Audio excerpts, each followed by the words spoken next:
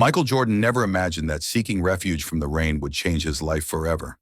The storm had transformed Chicago into a nightmare. Michael sprinted desperately along the drenched sidewalk, searching for any shelter. The first door he found belonged to a church. He pushed open the entrance and froze when he saw dozens of people clad in black. A coffin surrounded by flowers. The heavy scent of sorrow permeated the air. A funeral was underway. Michael recoiled, but it was too late. In the open casket, he saw the face of a young black woman. Beautiful, utterly unknown to him. He breathed a sigh of relief. At least it wasn't anyone he knew. He would wait for the rain to subside and then discreetly slip away. That's when a small hand touched his. A 7-year-old black boy looked up at him, his eyes red-rimmed from weeping. The borrowed suit hung loosely on his slender frame. "Thank you for coming, Mr. Jordan." The world seemed to halt. The boy knew him. He had been expecting him. "Mom always spoke of you," the boy continued, clutching his hand tightly. "She said you were a hero." Michael felt his blood run cold. "What was your mother's name?" "Eleanor Brooks. She was a teacher." Eleanor Brooks. A name Michael had never heard in his life. Yet this deceased woman spoke of him, called him a hero, and now her orphaned son stood before him, expecting him to do something. Michael gazed at the coffin, at the boy, at the mourning attendees surrounding them. The rain lashed against the windows, but he no longer contemplated leaving. Something was profoundly, terribly wrong with his funeral, and he was on the verge of uncovering a truth no one wanted brought to light. Noah tugged Michael towards the front pews. Whispers rippled through the church. Some glances were curious, others suspicious. "What's your name?" Michael asked. "Noah Brooks," the boy replied, his gaze fixed on the coffin. Michael scrutinized the child's face. It wasn't merely sadness. It was unadulterated terror, a fear no child should ever bear. "Noah, how did your mother know me?" Before the boy could respond, a black woman approached. In her early 30s, her hair elegantly coiffed, eyes swollen from weeping. "You must be Michael Jordan. I'm Tasha Green, Eleanor's best friend." Michael shook her hand, bewildered. "Tasha, I must be candid. I've never met Eleanor. I only came in here seeking shelter from the rain." Tasha's eyes widened. "Impossible. Eleanor spoke of you incessantly. She claimed you were the only one who could help her if something happened." "Help how?" Tasha checked if anyone was listening, then whispered. "Eleanor was terrified. She said someone was pursuing her, that they intended to silence her permanently." A chilling realization ran down Michael's spine. Silence her for what reason? She uncovered secrets, things certain individuals would kill to keep hidden. Noah tugged on Michael's sleeve. He pulled a folded paper from his pocket, a crayon drawing. "Mommy asked me to give this to you if she didn't come back." Michael unfolded the paper. His blood ran cold. The drawing depicted a black woman being pursued by a menacing shadow. The woman was crying, below in childish handwriting. "He said no one would believe." Michael stared at Noah. "Who said that?"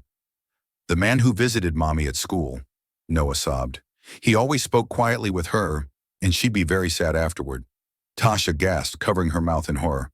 "My God, Eleanor, what secret did you uncover?" Michael tucked the drawing into his jacket. His mind rapidly processed the facts, much like he did on the basketball court. Eleanor had not died by chance. Someone had been threatening her, and she believed Michael Jordan would see justice done on her behalf. But who was the man in the shadows? What revelation had cost Eleanor her life? The answer was poised to emerge in a devastating manner. The organ music reverberated through the church as more people entered.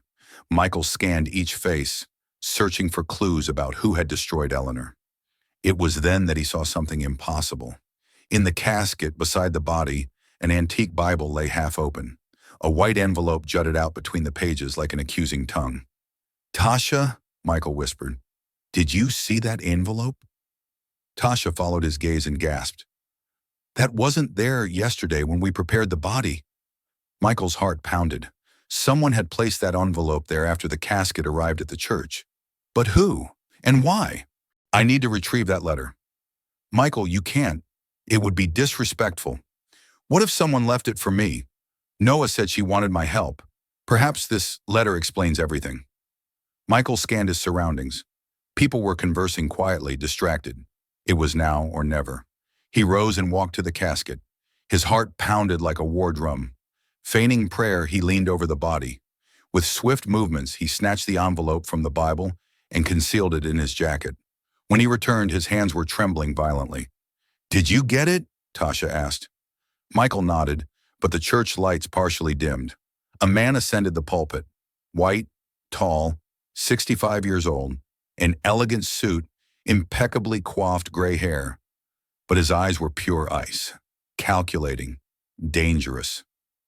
"Brothers and sisters," his voice cut through the silence, "I am Pastor Whitman. I am here to honor our beloved Eleanor Brooks." Noah clutched Michael's hand with desperate force, as if utterly terrified. Seizing the moment while all eyes were fixed on the pulpit, Michael opened the envelope. The letter was handwritten. The handwriting was hurried, nervous, like that of someone racing against death. "If you are reading this, then something has happened to me. I knew this day would come. For weeks I tried to find the courage to expose what I had uncovered, but now it might be too late. If I disappear, it was no accident. Find Pastor Whitman. He knows the truth about me. He knows what he did. Trust Tasha. She has the proof. And please take care of my Noah. He is all I have in this world. Eleanor Brooks." Michael read it twice, needing a moment to regain his breath. Eleanor knew she was going to die, and she left clues. The name in the letter was precisely the same as the man at the pulpit. Pastor Whitman. Michael looked up. The pastor continued to speak of Eleanor, every word a well-rehearsed lie. The murderer stood right there, before everyone, feigning grief, and Michael was the only person in the church who knew the devastating truth. Pastor Whitman adjusted the microphone and smiled at the congregation. It was a smile that didn't reach his eyes. "Eleanor Brooks was a special woman," he began, his voice measured and dramatic. "A dedicated teacher, a loving mother, a devout Christian." Michael observed the pastor's every gesture, every expression. Now, armed with his knowledge, he could discern the falsity behind every word. "She came to me several times in recent weeks," Whitman continued, "seeking spiritual guidance for some personal challenges she was facing." Tasha leaned into Michael. "That's a lie," she whispered. "Eleanor loathed that man. She would never seek guidance from him." "Eleanor was going through a difficult time," Whitman went on, his voice now taking on an almost paternal tone. "Sometimes when we carry heavy burdens, the heart simply cannot bear it. It is a tragedy when someone so young departs due to the stress and pressures of modern life." Michael furrowed his brows. The pastor had been insinuating that Eleanor's demise was due to stress-induced cardiac issues. Yet the letter hinted at something entirely disparate. "Nevertheless, we must find solace," Whitman continued, "in the knowledge that Eleanor is now at peace, liberated from the torments that plagued her final days." It was at this juncture that Michael could no longer hold his tongue.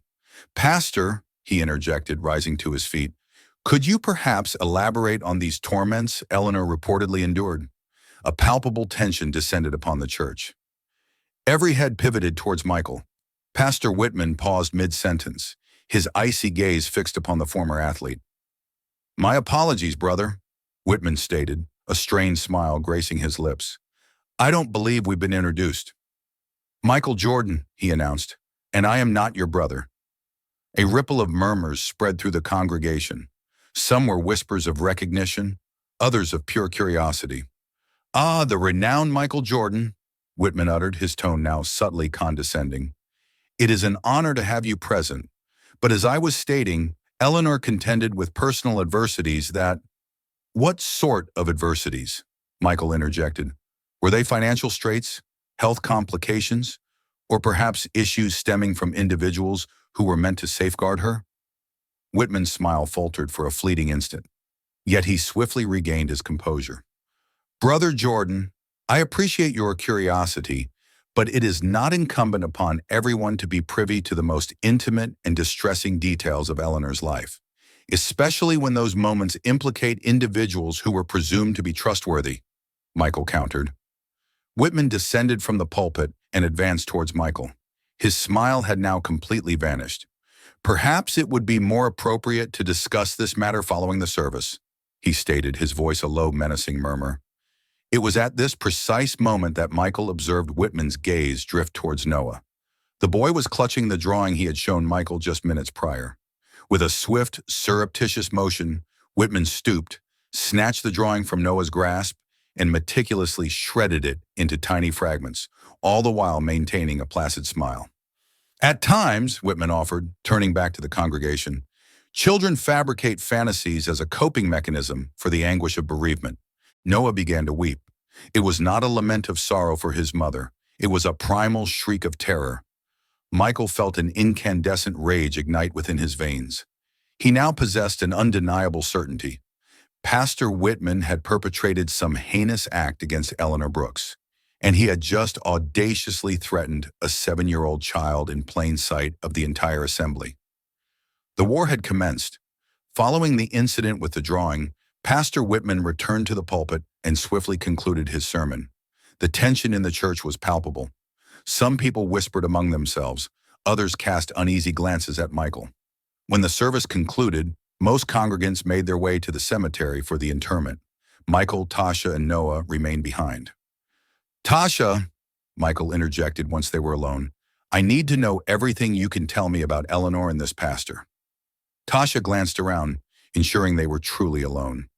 "Let's go to my place," she suggested. "It's not safe to speak here." They exited the church under the watchful eye of Pastor Whitman, who observed them from the doorway.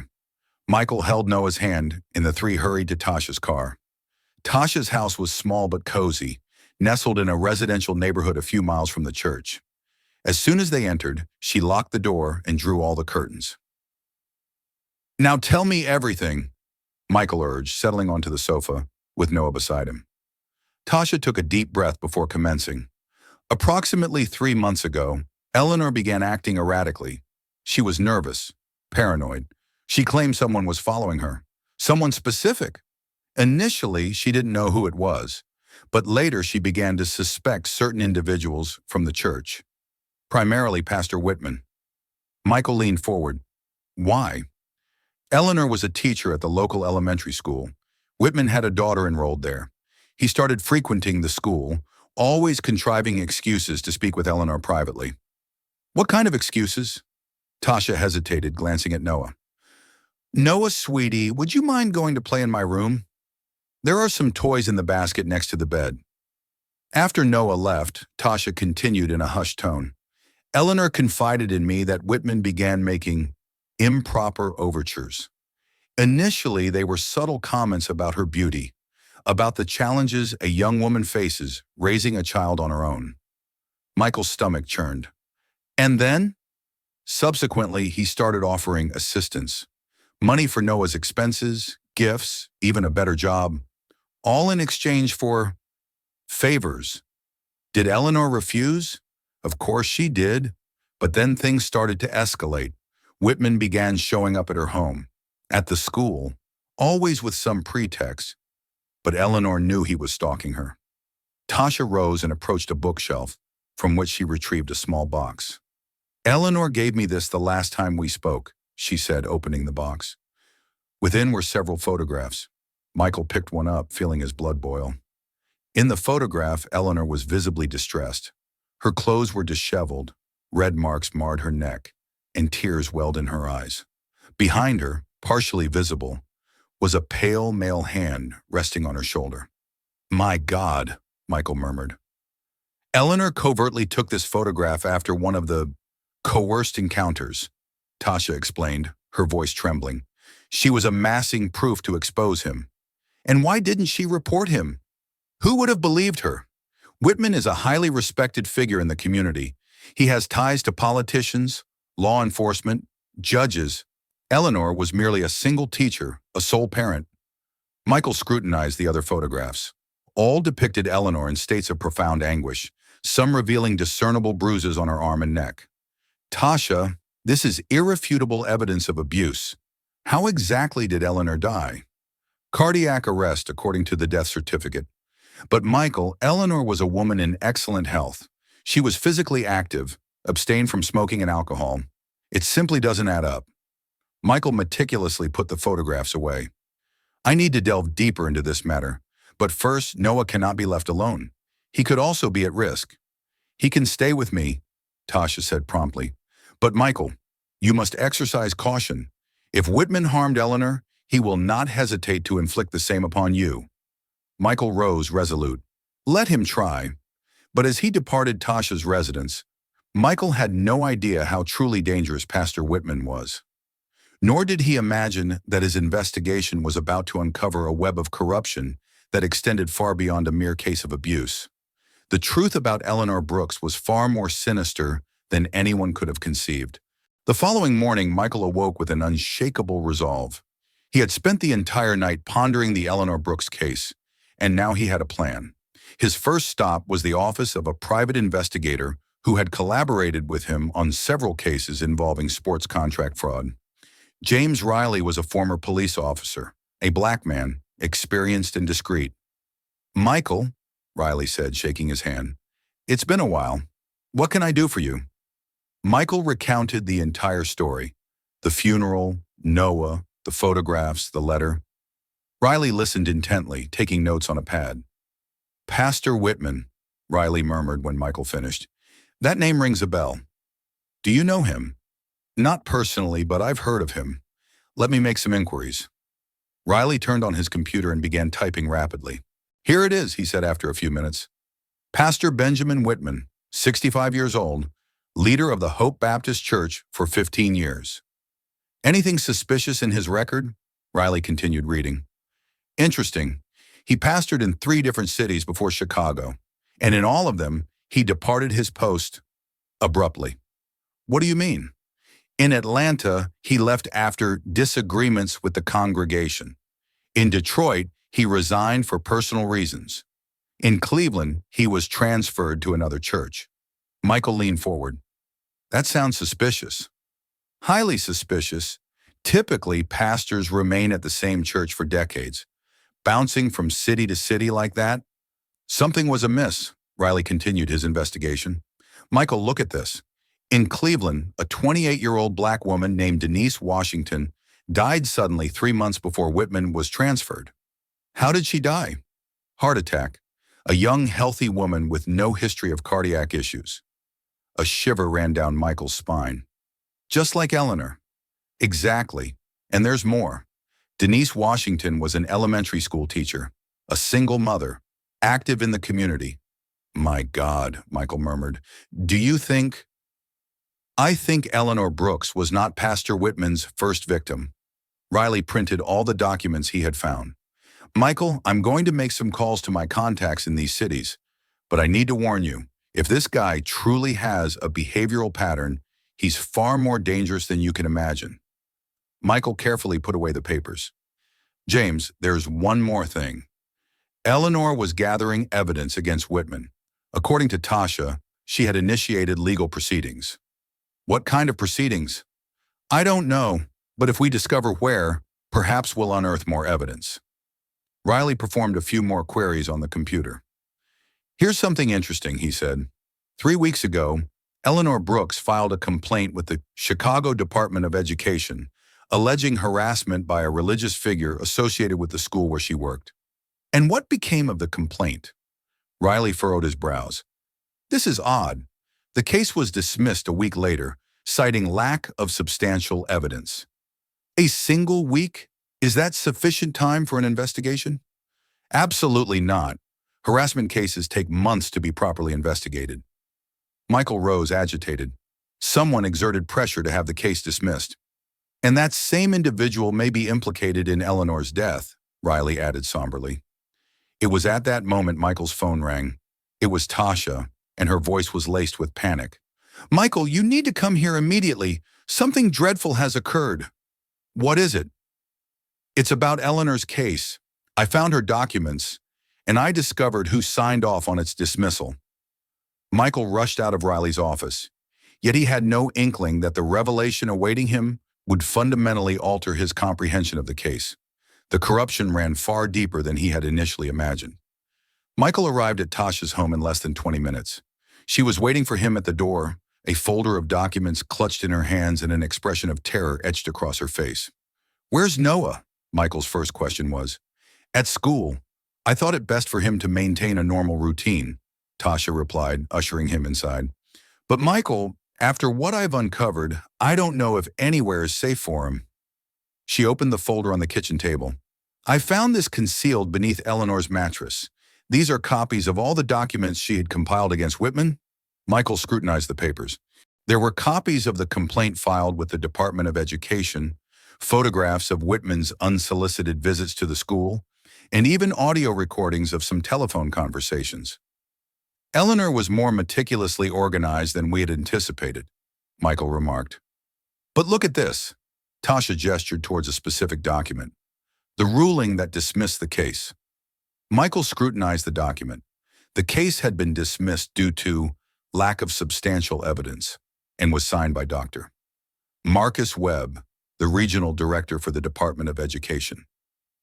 "Who is this Webb?" "That's what prompted my investigation," Tasha stated, powering on her laptop. "Dr. Marcus Webb has been a director for 15 years. He has an unblemished reputation, but I uncovered something intriguing about him." She showed Michael a photograph on LinkedIn. This picture was taken at a graduation ceremony at Chicago Theological University 10 years ago. "See this man here?" Michael examined the photo. Among the graduates was a younger Pastor Whitman, smiling alongside a middle-aged black man. "Is that Dr. Webb?"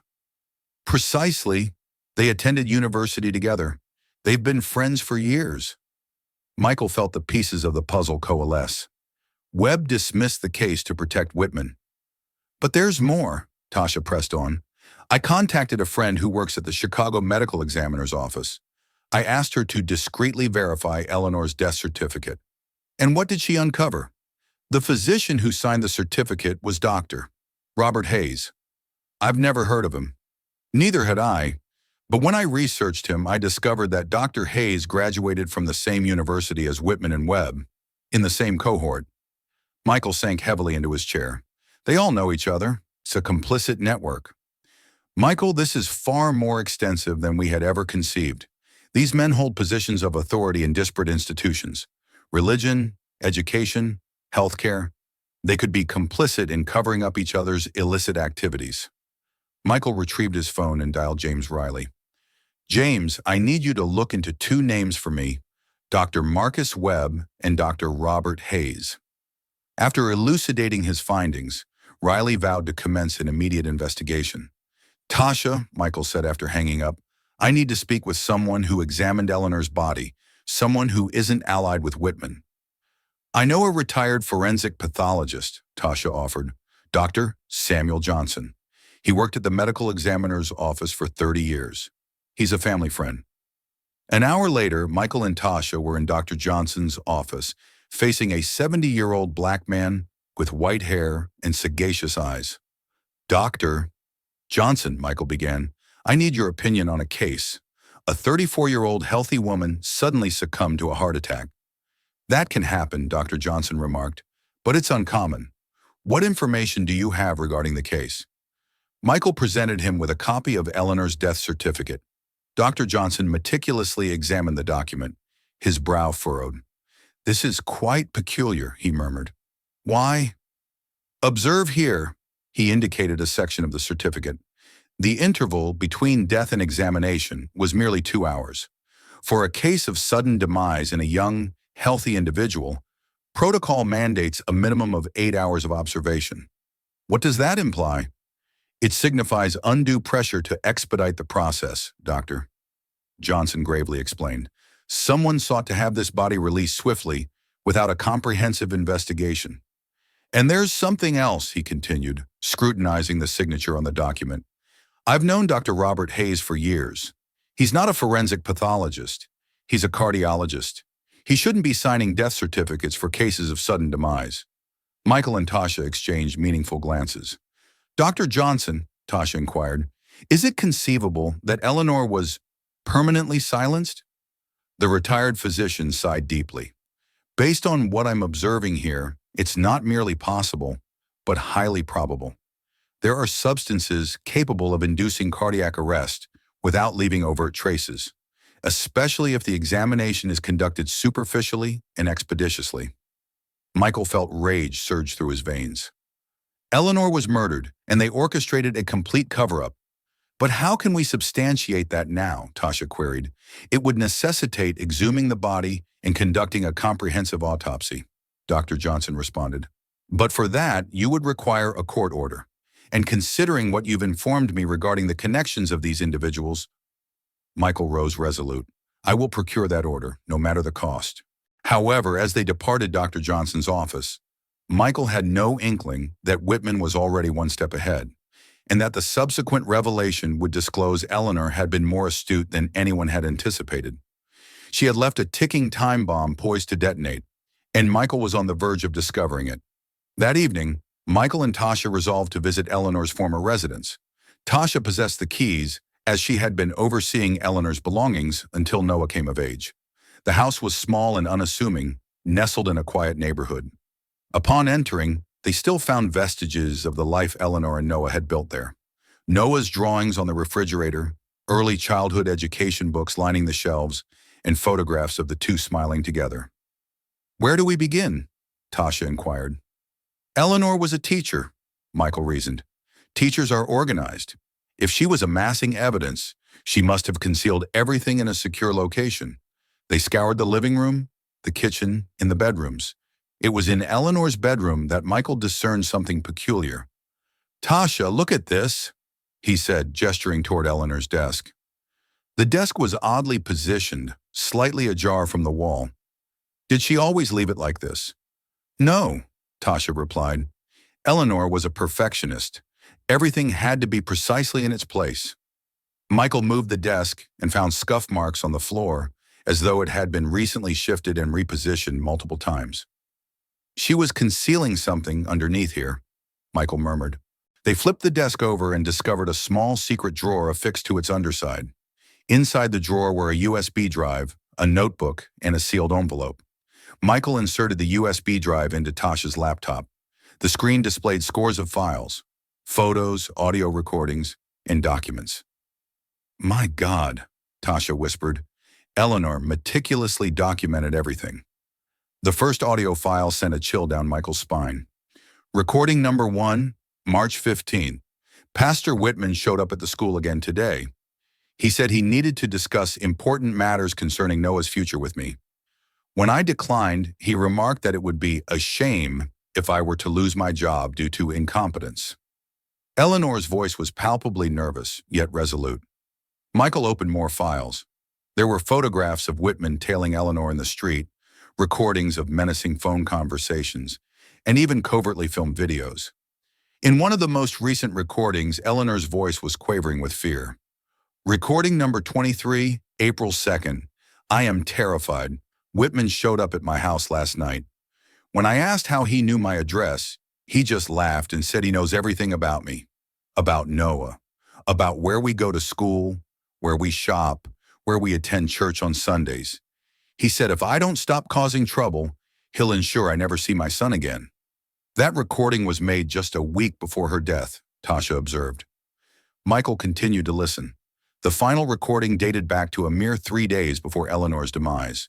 Recording number 31, April 10th. I successfully captured a conversation with Whitman. He was unaware my phone was recording. I finally possessed the irrefutable evidence I required. I will hand everything over to Michael Jordan tomorrow. Should anything befall me prior to that, I've concealed everything. Tasha knows where to locate it. My greatest fear is to perish before my narrative is heard. But I know Michael Jordan will ensure justice is served. He always has. Michael paused the recording, visibly overcome with emotion. She truly trusted me, he murmured. There's more, Tasha stated, opening the final file. It was an audio recording spanning nearly 20 minutes. The quality was subpar, yet 2 voices were distinctly audible, Eleanor and Whitman. Eleanor, you are being incredibly obstinate.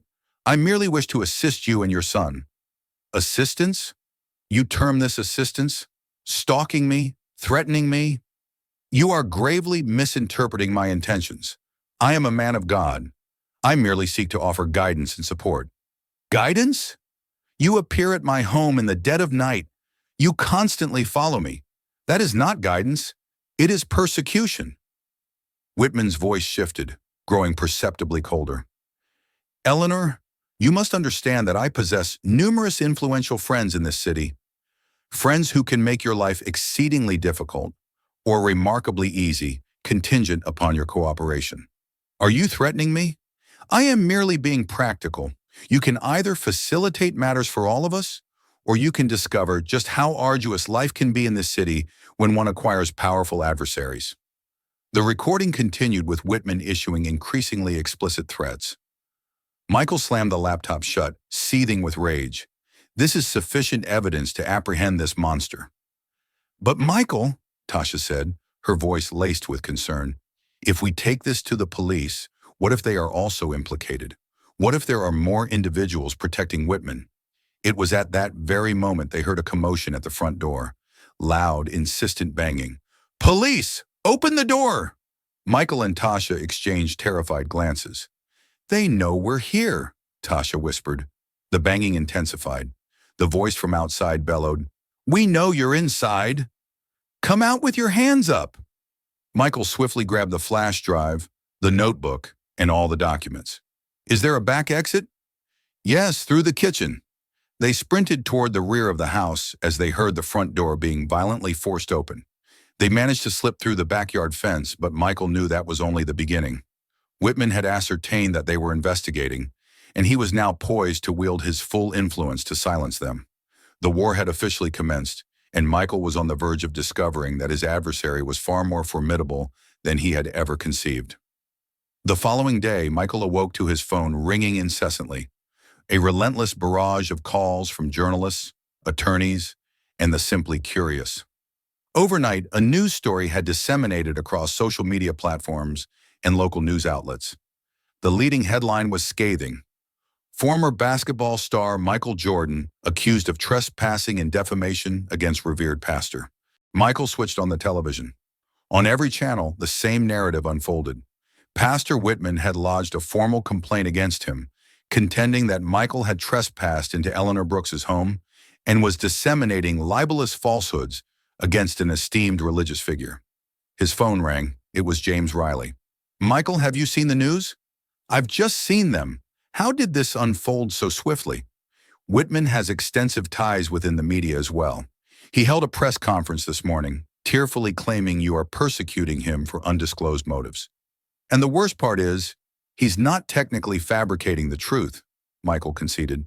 We did trespass into Eleanor's house last night. But you had Tasha's consent. Try explaining that to a judge who might also be allied with him. Michael called Tasha. Are you all right? Physically, yes, she responded, her voice taut with tension. But Michael, they've summoned me for questioning at the precinct this afternoon. Which precinct? The Central District one. They said it's regarding vandalism and trespassing. A sharp prick of anxiety coursed through Michael. Tasha, don't go alone. I'll secure legal counsel for you. And you? Have they not called you? Not yet, but it's only a matter of time. Michael ended the call and promptly telephoned his personal attorney. However, the secretary informed him that the firm could not represent him due to a conflict of interest. Peculiar. Michael then contacted 2 more law firms he had previously retained. The response was identical. Conflict of interest. James, Michael called the detective, none of my attorneys can represent me. They've all cited conflicts of interest. This is no mere coincidence, Michael. Whitman is leveraging his influence to isolate you. He's severing your access to legal representation. That afternoon, Michael went to the school to pick up Noah, seeking to ensure the boy's safety. Upon his arrival at the school, the principal was awaiting him. Mr. Jordan, she stated, evidently ill at ease, I must inform you that Noah Brooks is no longer enrolled here. What do you mean? We received a call this morning. The boy's legal guardian has decided to transfer him to another institution. Michael felt his blood run cold. Who is the legal guardian? Pastor Benjamin Whitman. He presented legal documents this morning, assuming temporary custody of the child. That's impossible. Tasha Green is Noah's guardian. Mr. Jordan, I merely follow the directives I receive. Should there be any legal issue, I advise you to seek legal counsel. Michael bolted from the school.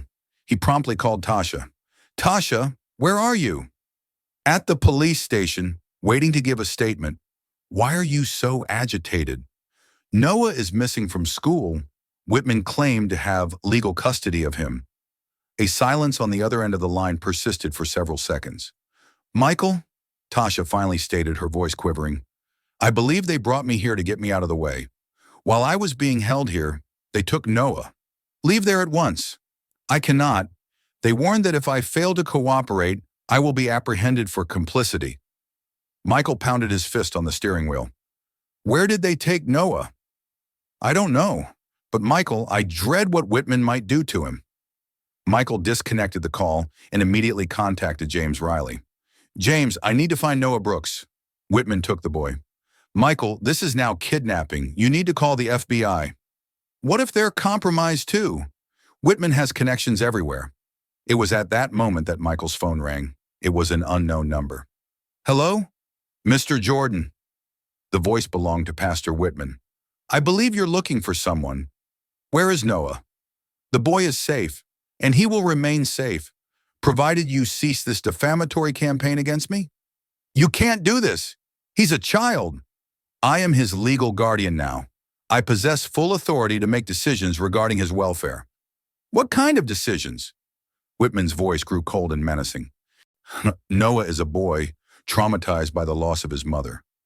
Sometimes traumatized children require special guidance, far from pernicious influences. Michael understood the threat. If you lay a hand on him, Mr. Jordan, I suggest you cease here. You have already caused sufficient trouble.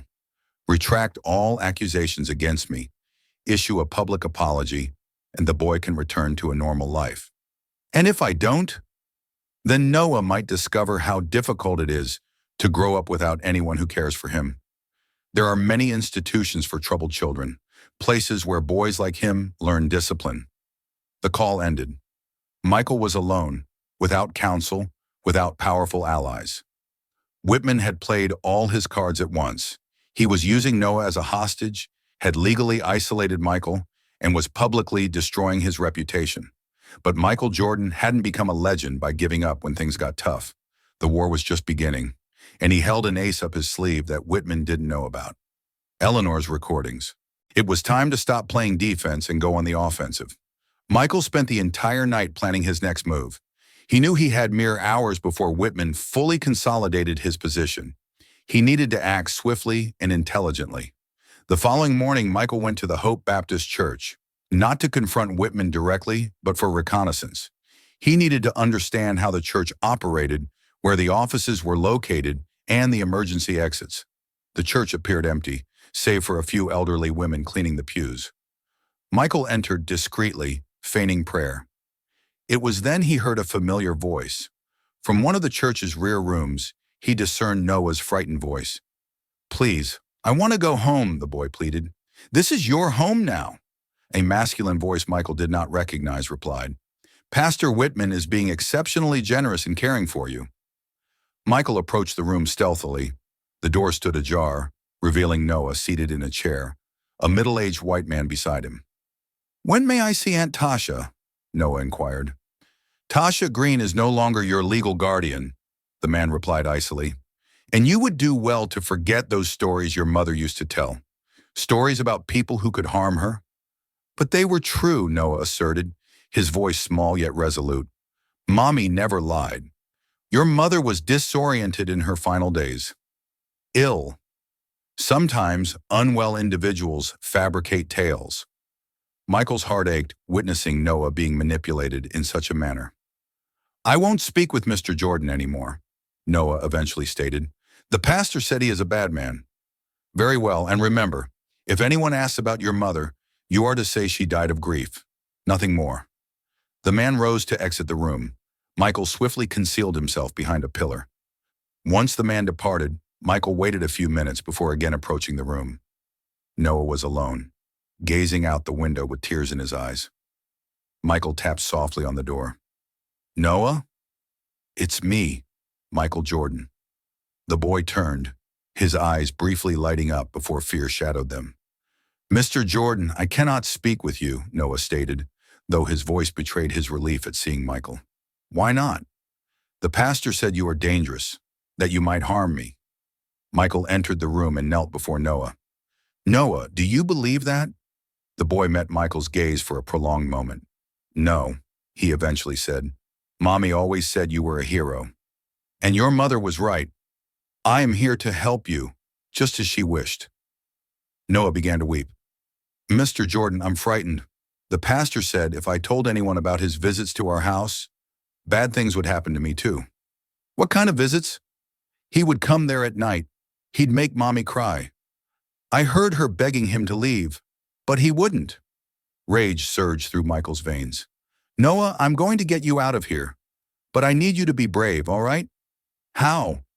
Is there a back exit to this church? Yes, through the kitchen. Let's go out that way. Tasha is waiting for you. They were exiting the room when they heard footsteps in the hallway. Michael quickly scooped Noah into his arms and headed for the kitchen. But when they arrived, Pastor Whitman was waiting for them, accompanied by two large men. Mr. Jordan, Whitman said with a cold smile, I anticipated you might try something like this.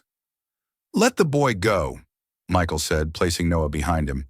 Noah stays with me. I am his legal guardian. Guardianship obtained through fabricated documents. Prove it, Whitman challenged. Oh, I forgot. You have no lawyers left willing to represent you, do you? It was at that moment Michael heard a familiar voice emanating from the church entrance. Actually, he does. It was Tasha, accompanied by an elegant black woman in a business suit. I am Dr. Angela Washington, attorney at law, the woman introduced herself. And I represent both Mr. Jordan and Ms. Green in this case. Whitman furrowed his brows. How did you manage? Mr. Jordan has influential friends too, Pastor, Dr. Washington replied. And some of them were quite displeased to learn you are using a child as a hostage. She displayed a document. I have here a court order temporarily suspending your guardianship over Noah Brooks, pending an investigation into the legitimacy of the documents. Whitman glanced at the two men accompanying him, but they remained motionless. It was evident they wanted no legal entanglements. This isn't over, Whitman snarled through gritted teeth. No, Dr. Washington agreed. It concludes in court, where we will present all the evidence of your crimes. Michael took Noah by the hand and exited the church with Tasha and the attorney. Outside, Noah embraced Tasha, weeping with relief. How did you secure legal counsel? Michael asked Tasha. A journalist reached out to me last night, Tasha explained. She said she had been investigating Whitman for months. Apparently, Eleanor wasn't the only one who tried to expose him. Dr. Washington approached. Mr. Jordan, we need to speak. There are certain aspects of this case you are not yet aware of. What sort of things? Eleanor Brooks left a message for an investigative journalist before she died, a message that reveals Whitman's scheme is far more extensive than anyone had imagined. Michael looked at Noah, now secure in Tasha's arms. What kind of scheme? A scheme that involves not only abuse and murder, but also influence peddling and widespread corruption across various city institutions. And the journalist? She vanished a week after receiving Eleanor's message. Michael felt a shiver course through him. The case was escalating into something far larger and more perilous than he had ever anticipated. But now they had Noah back, and they possessed the evidence Eleanor had left. It was time to expose Pastor Whitman and his entire web of corruption. The vanished journalist was identified as Sarah Chen. Dr. Angela Washington possessed the full details regarding her case. Sarah had been investigating a corruption ring for 6 months. The attorney elucidated as they convened in her office. She uncovered connections between religious figures, educational authorities, and healthcare professionals in Chicago. The very same network we've identified, Michael commented. Precisely. Sarah had sources within various institutions. That's how Eleanor learned of her. Dr. Washington presented them with a series of documents. Sarah had scheduled an interview with Eleanor for April 13th. Eleanor died on the 12th. A day before, Tasha remarked, aghast, and Sarah vanished on the 15th, just as she was about to publish her expose on Eleanor's suspicious death. Michael perused the documents. Where was she working? Chicago Tribune. But the story was never released. According to the editor, all of Sarah's files were corrupted within the system. Corrupted or intentionally deleted. The latter is more probable. Furthermore, Sarah's car was found completely incinerated in an abandoned parking lot 3 weeks after her disappearance. Tasha covered her face with her hands. They obliterated the evidence. Not all of it, Dr. Washington said with a subtle smile. Sarah was a seasoned investigative journalist. She always meticulously backed up everything.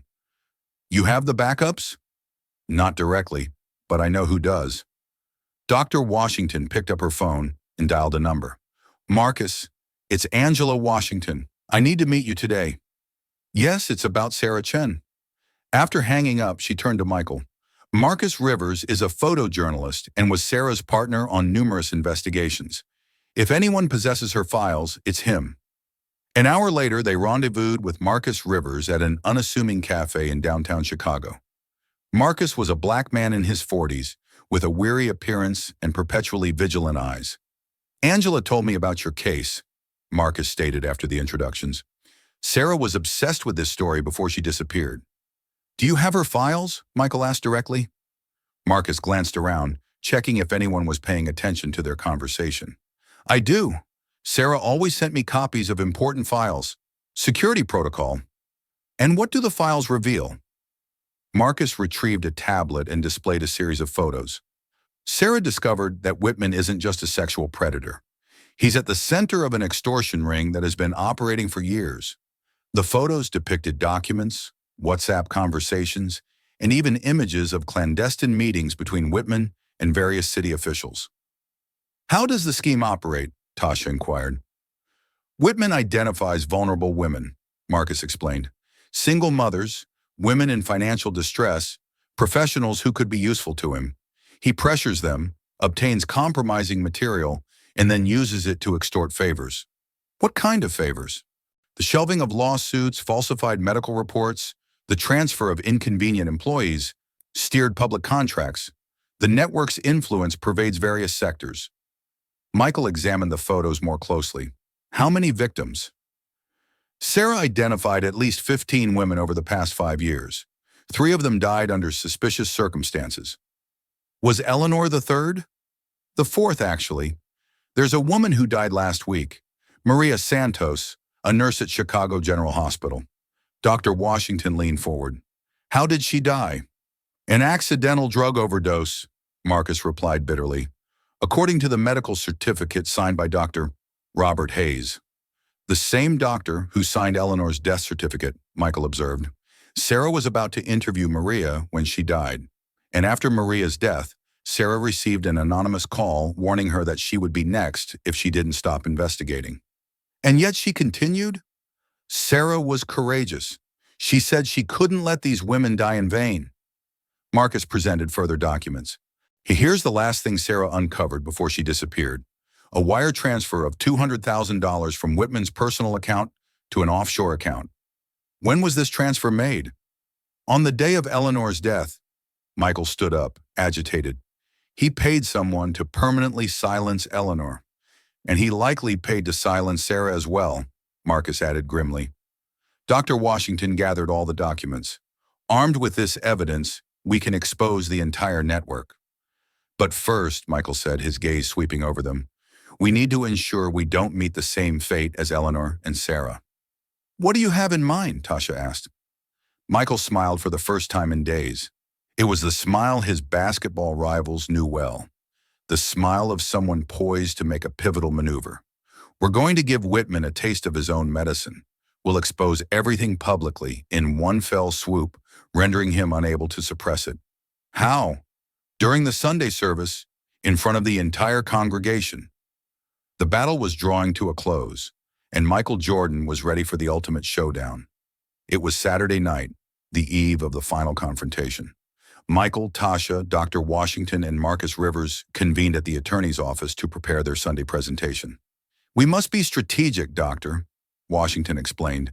If we merely level accusations against Whitman without incontrovertible proof, he can claim defamation once more. What kind of evidence do we need? Michael inquired. Marcus opened his laptop. Sarah had planted a ticking time bomb, something she intended to use should anything happen to her. A video file appeared on the screen. Sarah managed to install a covert camera in Whitman's office inside the church. For 3 weeks, she recorded everything that transpired there. Michael felt his pulse quicken. And what did she uncover? See for yourselves. Marcus played the video. The image quality wasn't perfect, but the audio was crystal clear. The scene depicted Whitman's office, with him seated behind a desk, speaking on the phone. Doctor, Hayes, I need you to be discreet this time. The woman was making too much noise. Yes, it has to look natural. You know how to handle this. The transfer will be made tonight. The video continued, showing Whitman making further calls, coordinating what appeared to be a detailed scheme. In another segment, Whitman was conversing in person with a man Michael recognized as Dr. Marcus Webb, the director of the Department of Education. Webb, we need to expedite the filing of the case against the teacher. She's causing too much trouble. That will attract attention. Such swift filings arouse suspicion. I don't care. Make it happen. And make sure she understands she is not to continue causing trouble. My God, Tasha whispered. They orchestrated everything. But the most damning segment came at the very end of the video. Whitman was alone in his office, speaking to himself as he organized some papers. Eleanor Brooks. Women like her need to learn to stay quiet. Just like Denise Washington in Cleveland. Just like Patricia Moore in Detroit. There always have to be examples so the others understand. Michael paused the video. He confessed to the murders. And he mentioned other victims. Dr. Washington added, her voice trembling, as if she felt the full weight of those words in every syllable. A profound silence enveloped the room. Even the traffic noise outside seemed to have vanished. It was as if time itself had stood still for everyone to process what they had just heard. Tasha stared at the flash drive as if it were a stick of dynamite poised to detonate. And now, she whispered. Michael closed his eyes for a second, took a deep breath, and spoke with the unwavering resolve of someone past the point of no return. Now, he's going to preach to his final congregation, and the whole world will hear. The Sunday morning sun streamed through the stained glass windows of the New Promise Baptist Church as though it were just another day, as though the world weren't about to collapse upon the head of a man who had been hiding behind a Bible for decades. On the altar, Pastor Whitman smiled with that self-assuredness known only to the powerful. His hands hovered over the sacred Bible, his eyes scanning the multitude with the unwavering certitude of one who had never been challenged, never been questioned, never been halted. But on that morning, fate had orchestrated a rendezvous. Michael entered through the back of the church, flanked by Tasha and Marcus. His footsteps resonated like the beats of a heart that had finally found its rhythm. In his backpack, the laptop holding the truth. In his chest, the cumulative weight of all the voices silenced over the years. The pews were brimming with congregants. Faithful dressed in their Sunday best fanned themselves with the service programs. Many smiled, oblivious to the impending events. Others remained silent, as if their hearts presaged that something extraordinary was afoot. Today, my dear brothers and sisters, Whitman began, his voice strong and commanding, reverberating through the microphone, we shall speak about obedience, about how we must accept God's will without question. The irony of the words cut Michael like a knife. Obedience. That was precisely what Whitman had demanded of Eleanor. Silent obedience to his threats, his abuses, his power. Michael began to advance down the central aisle, step by calculated, determined step. Gazes began to turn in his direction, first curious, then confused, then utterly perplexed. "Who is that man?" whispered a lady in the third row. "It looks like Michael Jordan," another replied incredulously. "What's he doing here?" The murmur grew like a wave cresting on the horizon. When Michael ascended the pulpit steps uninvited, unbidden, without a shred of hesitation, silence descended upon the church like a heavy shroud. Whitman attempted to maintain his composure, but Michael could see the first flicker of fear in his eyes. "Brother Michael Jordan," Whitman said, forcing a smile that didn't reach his eyes. "Welcome to our church. We hadn't been apprised of your special visit." Michael extended his hand and took the microphone. He didn't ask. He didn't inquire. He simply took. "I am here because someone must bring the truth to light." His voice resonated through the loudspeakers, clear and unyielding. The truth about Eleanor Brooks, about the torment she endured at the hands of a man sworn to protect her, and about who silenced her for good. A ripple of shock permeated the congregation like a seismic tremor. Eleanor Brooks sought to warn us all, Michael pressed on, his gaze sweeping across the multitude. She attempted to seek help. She attempted to expose the truth. And we as a community utterly failed her. We disregarded her. We forsook her. Brother Michael, Whitman interjected, reaching for the microphone. Perhaps it would be more appropriate to discuss this in private. No, Michael recoiled, shielding the microphone. The time has come to speak openly. The time has come for every silenced voice to finally be heard. Tasha, having strategically positioned herself proximate to the projection system, connected the laptop. The colossal screen behind the altar illuminated, gleaming like a beacon of justice. With a click, Whitman's voice permeated the sanctuary. Women like her must learn to keep silent, just like Denise Washington in Cleveland, just like Patricia Moore in Detroit. Muffled gasps. A man rose, indignant. An elderly woman began to weep. Another clasped her hands to her chest. Whitman advanced furiously, but the church's security personnel hesitated to intervene. This is a fabrication, he bellowed. They are manipulating you. She recorded this out of fear, because she knew no one would believe her, Michael stated. But now everyone is listening. Tasha raised her phone, displaying the screen for the entire congregation to see. It is being live-streamed, she proclaimed, across social media platforms. The entire world is watching. The truth is being disseminated globally. Whitman's complexion blanched further, if such a thing were even conceivable. You have no comprehension of what you have wrought, he whispered. You have irrevocably destroyed everything. We have delivered justice, Michael retorted. Something that was long overdue. And then, as if the very cosmos had conspired for that precise moment, as if divine retribution had finally stirred, the church doors burst open with a resounding crash that reverberated like a peal of thunder. 5 police officers entered in formation, their footsteps reverberating through the deathly silence that had descended. The lead officer, a black man in an immaculate uniform, advanced toward the altar. Pastor Benjamin Whitman, his voice was resolute and non-negotiable. You are under arrest. Arrest warrants have been issued for you concerning coercion, sexual harassment, obstruction of justice, and suspected involvement in the death of Eleanor Brooks. The ground seemed to give way beneath everyone's feet. Several people rose, incredulous.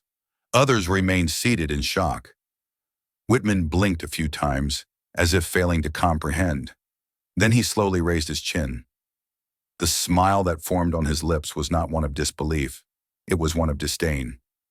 You, he began, his voice hoarse, laden with venom. You dare arrest me? Here, in the house of God?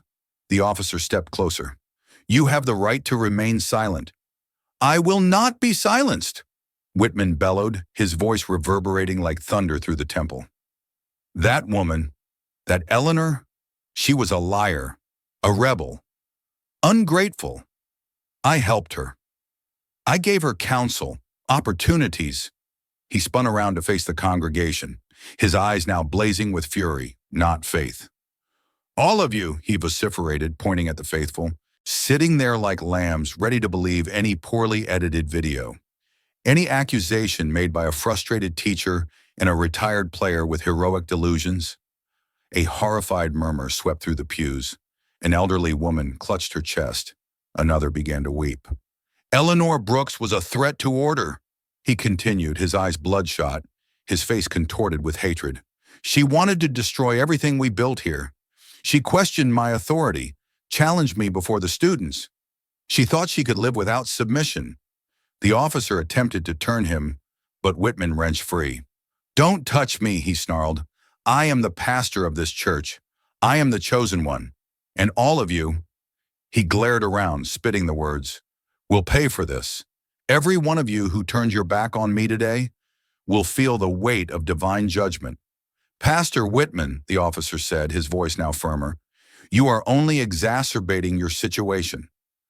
You think these handcuffs scare me? Whitman roared, advancing on the official with contempt. I know judges, senators. You'll see. This is just a show. They'll release me before morning." He whirled back to face the congregation, his eyes flashing. "Look at me! Look!" he screamed, pounding his chest. "I have been the voice of God in this place for 15 years. And now you believe in recordings? In letters? In a sniveling boy and a bitter woman?" The silence was broken by a stifled sob. Noah, seated beside Tasha, tightened his grip on her hand. But from his face the fear had vanished. What remained now was indignation. And something new, something stronger. Courage. Whitman's words ricocheted off the church walls like shrapnel from an emotional explosion. The veil had fallen. No pastor stood there any longer. Only a diminished man, stripped of authority, exposed in his malevolence. Finally, the officer seized his arms and spun him around with resolve. "That's enough." The handcuffs clicked shut with a sound like a judge's gavel. Definitive. Impossible to disregard. "You're making a grave error," he continued to bellow. "They'll get me out of this. I'll still preach. I'll still preach." But now his voice seemed diminished. It withered under the weight of his own scandal. As Whitman was led away, dragged amidst indignant cries and gazes of revulsion, a portion of the congregation dropped to their knees. Some wept. Others prayed. Yet no one remained untouched. "How could one who speaks of God commit such an act?" a woman murmured through her tears. "He never truly communed with God," an older man replied, his eyes brimming with tears. "He merely spoke over him." Noah's gaze met Michael's. He uttered no words, but there was something in his gaze that no adult present could have met. Unvarnished truth. Justice. The patrol vehicles were still stationed outside as the last congregants began to depart the church.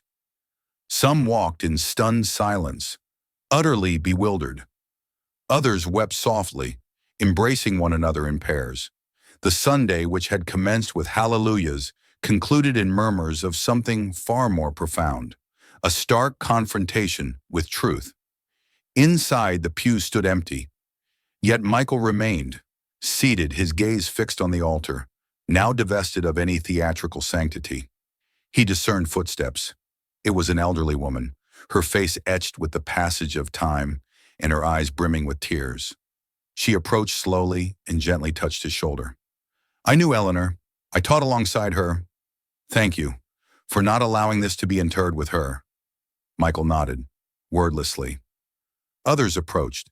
A young man tattooed, his eyes bloodshot. "My sister was a student of Miss Brooks. She said she defended her students with the ferocity of a lioness." "Thank you, Mr. Jordan." More and more faces converged. The same sentiment, expressed in varying tones. "Thank you for listening, for not having turned your back." However, not everyone was appreciative. To the side of the church, a group coalesced around a deacon. The voices were fraught with emotion.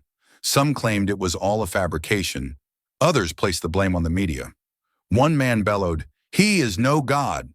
You cannot judge a pastor in the middle of a service." Michael didn't respond. He knew. Truth always divides, but it also liberates. It was then he felt a small hand envelop his. It was Noah. The boy said nothing. His eyes were brimming with tears, but they weren't sorrowful. Michael looked at him, then at the church door, and for the first time since the funeral, he smiled. "Shall we make one last visit?" The car proceeded through the city streets, now quiet. The wind swayed the trees as if they whispered ancient memories. In the back seat, Noah held a bouquet of simple flowers. He had chosen them himself, his eyes resolute. At the cemetery gate, Michael stopped the car. "Do you want to come with me?" he asked. Noah simply nodded. They walked side by side to the newly installed headstone. "Eleanor Brooks, mother, teacher, a voice unsilenced." Michael knelt. "I didn't know you, Eleanor, but your son drew me into this story as if calling for help, and I listened." He took a deep breath. His voice cracked. "You were silenced, but today your truth was heard, and this was just the beginning." Noah knelt beside him and placed the flowers on the grave. They remained silent. The wind blew stronger, like a whisper of gratitude.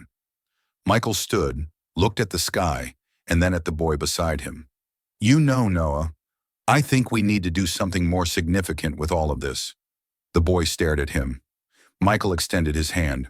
Shall we give a voice to those no one else listens to? Noah squeezed his hand tightly, and together they began to walk back, not as fugitives from the past, but as founders of a future yet to unfold. Days later, the sun began to set over the city. Shadows lengthened, painting the sidewalks golden. In a small downtown park, children played, couples strolled, and the world seemed, at least for a moment, at peace. Seated on a wooden bench, Michael observed everything in silence. Beside him, Noah. Between them, a folder filled with papers, sketches of ideas, loose notes.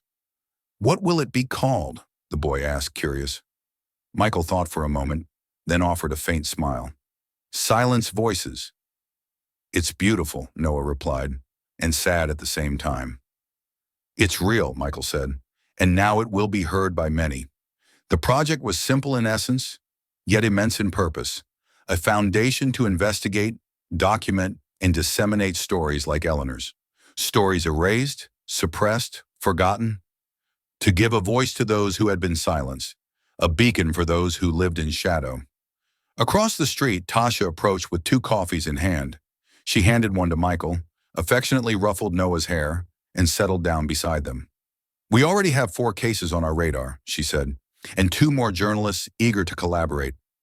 This is just the beginning, Michael replied, but it's already more than she ever experienced in her lifetime. He looked at Noah. The boy gazed contemplatively at the swaying trees. You know, I thought I was walking into just another funeral, Michael said, his voice low. And I was. Tasha's brow furrowed in confusion. Except it was the genesis of something far grander, he added. Noah smiled. The park around them continued to hum with life. A group began to sing something melodious under a tree. A little girl released soap bubbles that drifted like ephemeral, transparent dreams. Michael settled back on the bench. For the first time in days, he felt a profound sense of lightness. For truly listening has the power to alter destinies. And there, amidst the ebb and flow of conversation and silence, something was taking root that could no longer be quelled. If this narrative resonated with you, imagine how many other narratives are still awaiting an audience. Subscribe to the channel and enable notifications. Join us, for listening is the foundational step toward transforming the world.